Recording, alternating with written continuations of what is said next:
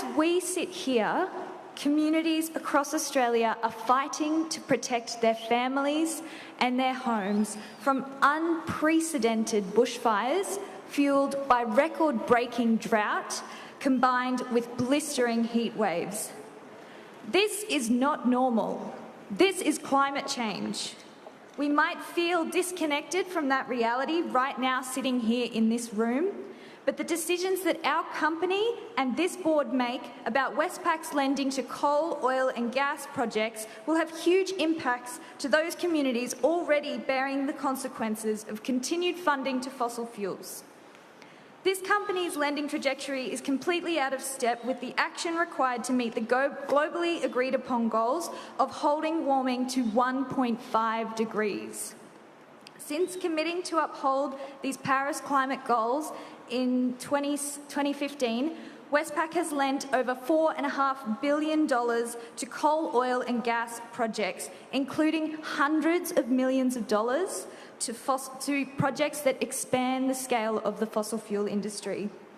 For example, in September this year, just a few months ago, Westpac lent a huge $111 million to Woodside Petroleum for its planned expenditure on projects such as Pluto LNG.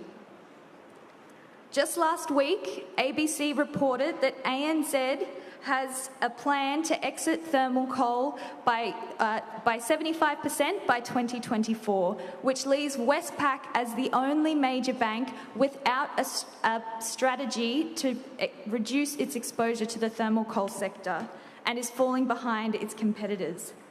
This company heralds values such as sustainable rankings and commitments to the principles of the responsible banking. However, Westpac's increased lending to coal, oil and gas projects and failure to plan to exit thermal coal exposure is clearly out of line with these values.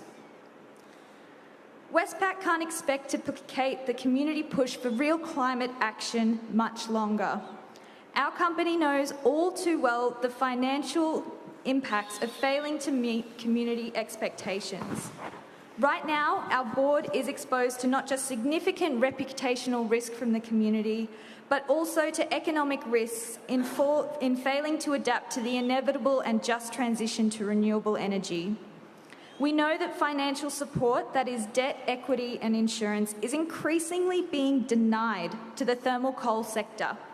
And we know that our ageing coal fleet is becoming ever more unreliable and expensive to keep running, while the costs of renewable energy and storage solutions are falling rapidly. These realities pose significant financial risk to our company's lending and to our shareholders and customers. These resolutions present an opportunity to improve the corporate governance and risk management at Westpac ahead of the market and regulatory changes that can be foreseen as the world moves to meet its commitments under the Paris Agreement on climate change.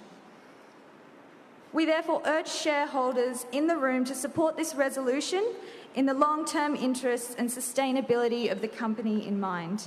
We thank those investors that have already cast votes in support of the resolution, and we hope that the level of support for the resolution encourages the board to commit to reduce exposure to coal, oil and gas assets in line with the climate goals of the Paris Agreement, including the elimination of exposure to thermal coal by no later than 2030, which would catch it up with its competitors. Thank you.